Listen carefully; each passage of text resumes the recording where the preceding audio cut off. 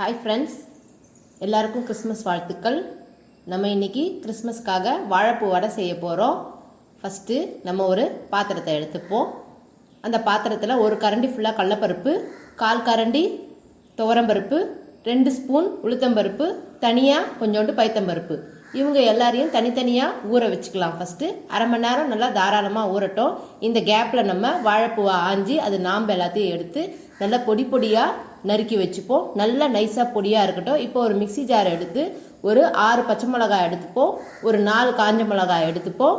ஊறின பருப்பை எடுத்து தண்ணி இல்லாமல் வடிகட்டி அவங்கள மிக்சி ஜாரில் போட்டு கொஞ்சமாக உப்பு கொஞ்சமாக பெருங்காயம் போட்டு நல்லா தண்ணியே விடாமல் நல்லா குறைன்னு அரைச்சி வச்சுப்போம். இப்போது வாழைப்பூவை ஃபஸ்ட்டு போட்டுட்டு அது மேலே பைத்தம்பருப்பு தண்ணி இல்லாமல் வடிகட்டி போட்டுட்டு அரைச்ச விழுதையும் எடுத்து போட்டுட்டு நல்லா கலந்து விட்டுடுவோம். அந்த உருண்டையை நம்மளை இந்த அளவு உருட்ட வரணும். அப்போது வடை சூப்பராக உடையாமல் வரும்.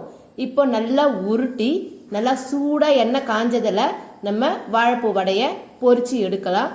சுவையான டேஸ்டியான வாழைப்பூ ரெடி ஆயிடுச்சு. கிறிஸ்மஸுக்கு எல்லாரும் ட்ரை பண்ணி பாருங்கள். தேங்க்யூ.